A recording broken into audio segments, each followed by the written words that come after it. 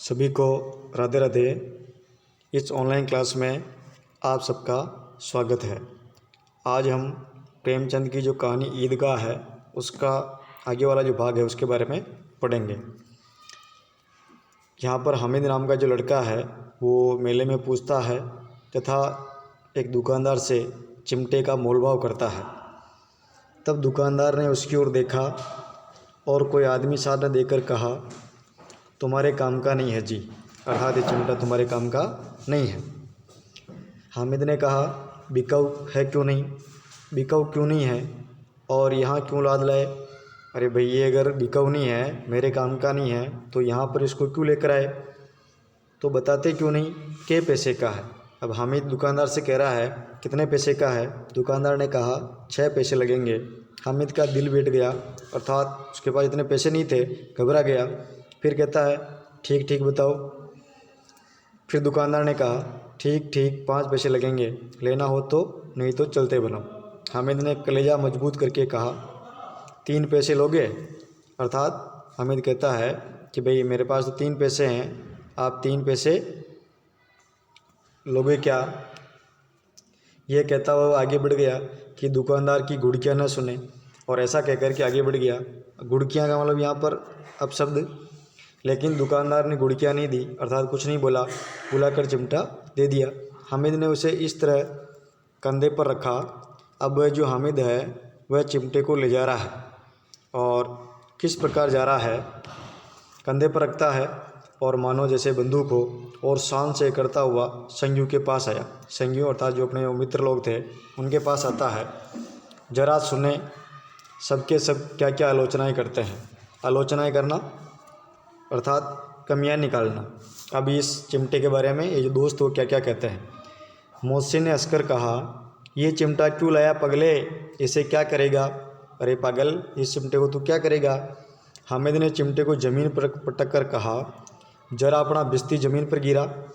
क्योंकि वो जो मोहसिन है उसने मेले से बिस्ती लिया था, तो चिमटे को ज़मीन पर पटका और उसने कहा कि बिस्ती को भी ज़मीन पर गिरा, सारी पसलियाँ चूर चूर हो जाएगी बच्चों की, अर्थात ये जैसे ही नीचे गिरेगा टूट जाएगा, मिट्टी का है। महमूद बोलता है, तो ये चिमटा कोई खिलौना है? अरे ये तो कोई चिमटा है, इसी को खिलौना कहते हैं क्या?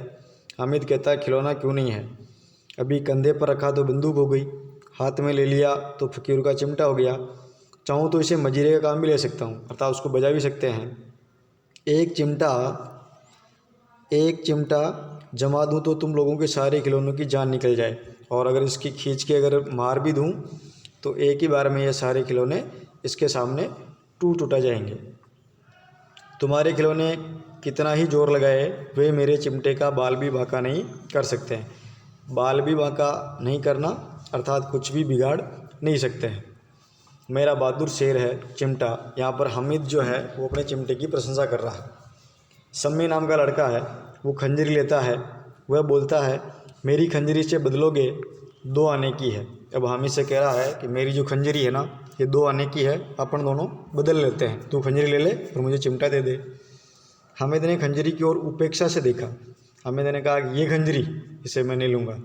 मेरा चिमटा चाहे जो तुम्हारी खंजरी का पेट फाड़ डाले, मेरा जो चिमटा है ना वो इतना ज़ोरदार है कि तेरी इस खंजरी का पेट फाड़ देता। ये तीखा है, बस एक चमड़े की जिल्ली लगा दी है, अर्थात जो खंजरी है उस पर एक चमड़े की जिल्ली लगा दी है, और उसको बजाते हैं डब डब बोलती है। ज़रा सा पानी लग जाए तो ख़त्म हो जाए, और इस पर चमड़ा है, अगर इसमें पानी डाल दो तो ये ख़त्म हो जाएगी। मेरा बहादुर चिमटा आग में, पानी में, तूफान में बराबर डटा रहेगा, अर्थात इसको आग में रख दो, चाहे पानी में रख दो, चाहे तूफान आ जाए, इसका कुछ नहीं बिगड़ने वाला है। चिमटे ने सभी को मोहित कर लिया। अब इस चिमटे को देख कर के सारे बच्चे सोचने लगे हैं, यार ये ज़ोरदार चीज़ है, लेकिन अब पैसे किसके पास धरे हैं? धरे हैं का अर्थ हुआ रखे हैं, अर्थात अब इनमें से जो पैसे हैं वो तो किसी के पास नहीं है। फिर मेले से दूर निकल आए हैं ना, 9 कब के बज गए, धूप तेज़ हो रही है, घर पहुंचने की जल्दी हो रही है। बाप से जिद भी करे तो चिमटा नहीं मिल सकता है। हामिद है बड़ा चालाक, इसलिए बदमाश ने अपने पैसे बचा के रखे थे। अब ये जो बच्चे हैं ऐसे बातें कर रहे हैं। अब बालकों के 2 दल बन गए, अर्थात बच्चों का ग्रुप हो गया। मोहसिन, महमूद, सम्मी और नूरे, इनका एक ग्रुप एक तरफ है और हामिद अकेला बेचारा दूसरी तरफ है। शास्त्रार्थ हो रहा है, अर्थात बातचीत चल रही है। सम्मी जो है वो विधर्मी हो गया है, दूसरे पक्ष से जा मिला है, अर्थात जो सम्मी नाम का लड़का वो हामिद की तरफ आ गया है। लेकिन मोहसिन, महमूद और नूरे भी हामिद से एक एक दो दो साल बड़े होने पर भी हामिद के आघातों से आतंकित हो उठे हैं। अब बड़े थे उसके बाद भी हामिद ने जो बातें बताई है उससे वो भी एकदम द्रवित हो गए हैं। उसके पास न्याय का बल है और नीति की शक्ति है। अब हामिद नाम का लड़का है, उसके पास न्याय की ताकत है और नीति की बात करता है। एक और मिट्टी है, दूसरी ओर लोहा। अब यहाँ पर एक और मिट्टी है का मतलब हुआ कि भाई एक तरफ तो मिट्टी के खिलौने हैं और दूसरी तरफ ये लोहे का चिमटा है। जो इस वक्त अपने को फौलाद कह रहा है वह अजय है, घातक है। अगर कोई शेर आ जाए तो मियाँ बिस्ती के चक्के छूट जाए। वो कहता है कि अगर कोई शेर आ गया तो ये जो बिस्ती है वो भाग जाएगा और मियाँ सिपाही मिट्टी की बंदूक छोड़कर भागेंगे। वकील साहब की नानी मर जाए तो चौगे में मुँह छिपाकर ज़मीन पर लेट जाएंगे। मगर ये चिमटा बहादुर है, ये रुस्तम हिंद, इसका नाम है रुस्तम हिंद। ये लपक कर के शेर की गर्दन पर सवार हो जाएगा और उसकी आंखें निकाल लेगा। कहने का मतलब हुआ कि ये शेर से भी डरने वाला नहीं है, इतना ज़ोरदार बहादुर है। मोहसिन नाम का लड़का, उसने एडी चोटी का जोर लगाकर कहा, अच्छा पानी तो नहीं भर सकता है ना। हामिद ने चिमटे को सीधा खड़ा करके कहा, बिस्ती को एक डांट बताएगा तो दौड़ा हुआ पानी लाकर उसके द्वार पर छिड़केगा कि तेरा ये जो चिमटा पानी नहीं भर सकता, मेरा बिस्ती तो पानी भरेगा। तब हामिद कहता है कि ये बिस्ती को डराएगा तो अपने आप ही बिस्ती पानी लेकर के आ जाएगा। मोहसिन परास्त हो गया, अर्थात वो हार गया।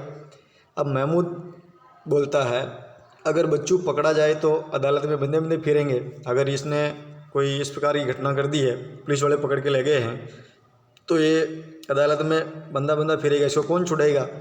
तब तो वकील साहब के पैरों पड़ेंगे। हामिद इस प्रबल तर्क का जवाब दे नहीं सका।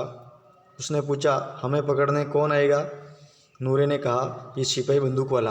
अब उनके पास वो जो बंदूक वाला खिलौना है उसके बारे में कह रहे हैं कि ये पकड़ने आएगा।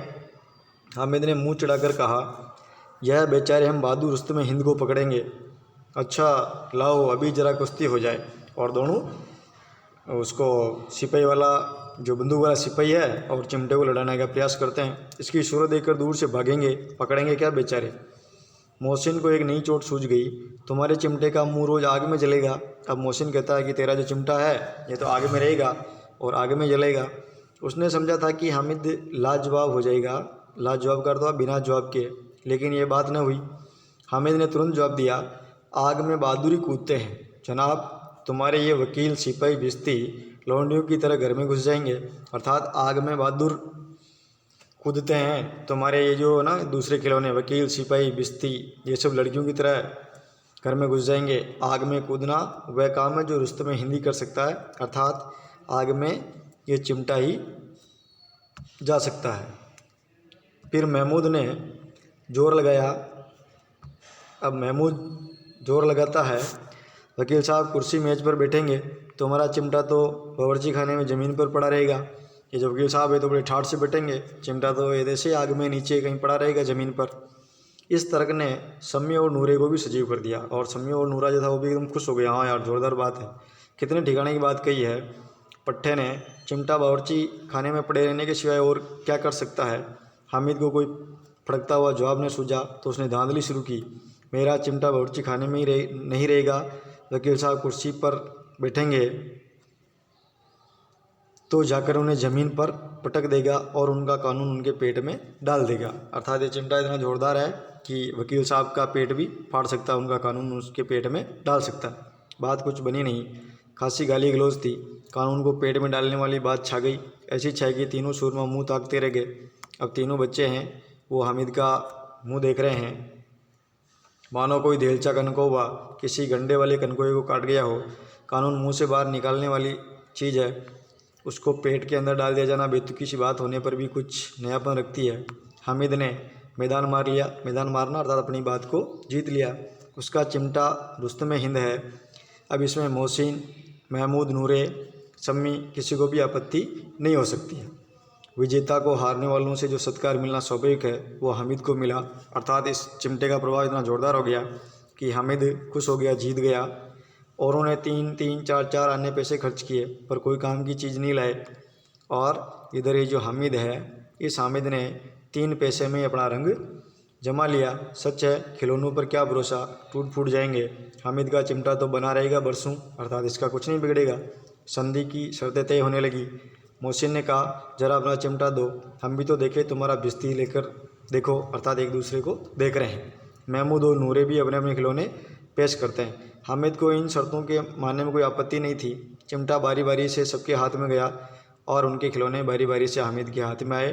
कितने खूबसूरत खिलौने हैं, अर्थात वो एक दूसरे के खिलौने ले रहे हैं, बदल रहे हैं, उनको बड़ा अच्छा लग रहा है। हामिद ने हारने वालों के आंसू पूछे।